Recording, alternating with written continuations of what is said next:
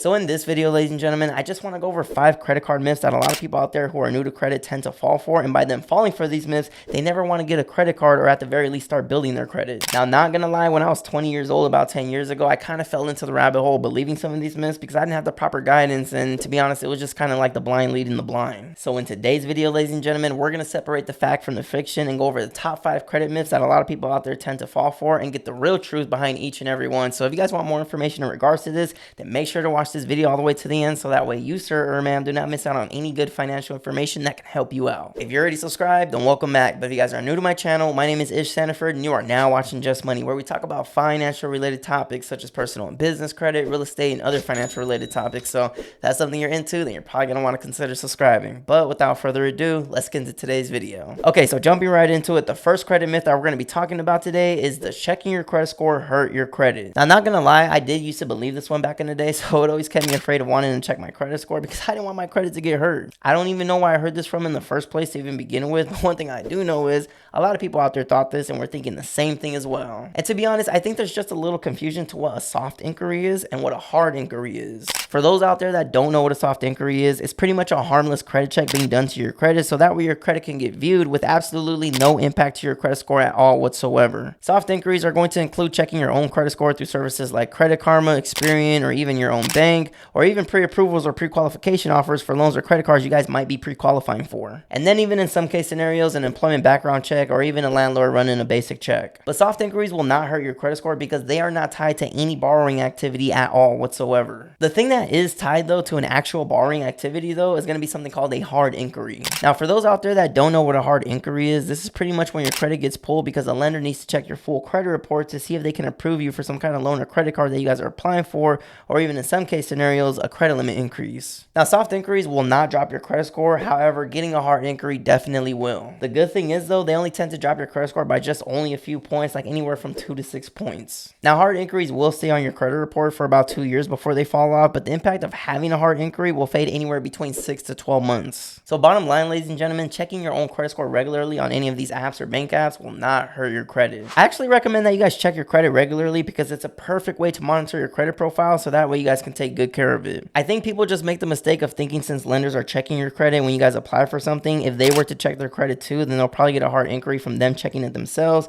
but that totally isn't the case scenario at all. But anyways, moving on to myth number 2 now, which is you can't get a credit card with bad credit. Now for the most part, this is kind of true, but if you guys are applying for things in a strategic way, then you definitely still could get a credit card even though you have a bad credit score. Now there are beginner credit cards that you guys can actually apply for that are designed specifically to bring your credit up, like secure credit cards, student credit cards, or even some retail credit cards as well. Ideally, what you guys want to do is use these credit cards so that way you guys can start building your credit up, and then once the credit is built up, then you can apply for more advanced credit cards that are higher tier. Or another thing you guys can actually do is start banking with a credit union versus a traditional bank and get a credit card with that credit union versus the traditional bank. The reason why I say this is because credit unions are not for profit and they have your back compared to most other traditional banks out there like Chase or even Wells Fargo.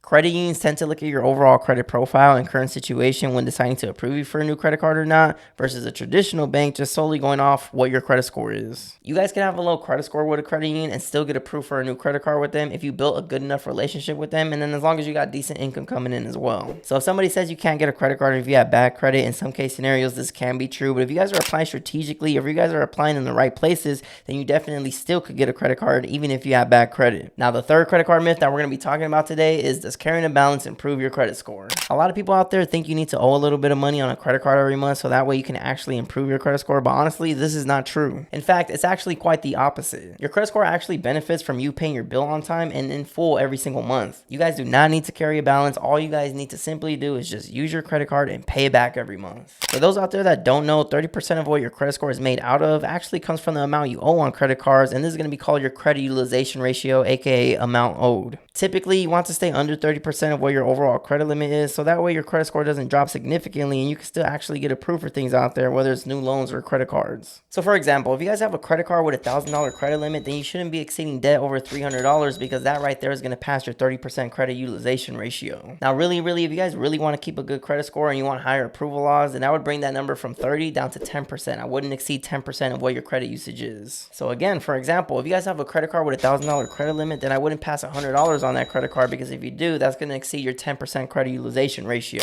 So you don't have to carry a balance on a credit card in order to improve your credit score. All you have to do is keep it under 30% usage to maintain a good credit score. And then also don't miss any payments while having your credit card account open for a long period of time. Because the better payment history you have, then this is going to look good and will build your credit over time. And then also the longer you have your credit card for, that's going to help with your length of credit history. So again, carrying a balance does not improve your credit score. And also really quick, if you guys are finding any of this information helpful, if you guys could do me a favor and hit the like button, I would truly appreciate it because it really helps me out a lot. And then it's also a dope way to help support the channel. Now, the fourth credit myth that we're going to be talking about now is you should close old credit cards that you guys do not use anymore. I know this might seem like the thing to do if you guys aren't even using your credit card in the first place to even begin with, but doing this can actually hurt your credit score for two different reasons. The first way is going to be by your credit utilization ratio going higher because now your available overall credit limit is lower now, which is going to put your credit usage up. And if your credit usage goes up, then your credit score is going to go down because again, that's 30% of what your credit score is made out of. The second way your credit score is going to drop though by closing a credit card is because of the length of your credit history. If you guys close an old account, not only will your credit limit be shortened, but your credit history will also be shortened as well. Especially if it's one of your oldest credit cards that you had for a good amount of years, that right there is going to lower your overall history and hurt your credit score. Honestly, if there's no annual fee, it's usually better to just keep the credit card open and just use it ever so often to get like gas or gum or something. Because if you guys don't use the credit card at all, the credit issuer is definitely going to close the account for you, and that right there is going to lower your credit score. This happened to me before on one of my Best Buy credit cards that I had an $8,000 credit limit on, and honestly, my credit score dropped a lot of points because I lost the history and the available limit that I had on that card. So again, if there's no annual fee on that credit card, ladies and gentlemen, then it's better to just keep it and just use it ever so often so that way the credit issuer doesn't close it for you. Just make sure to use it like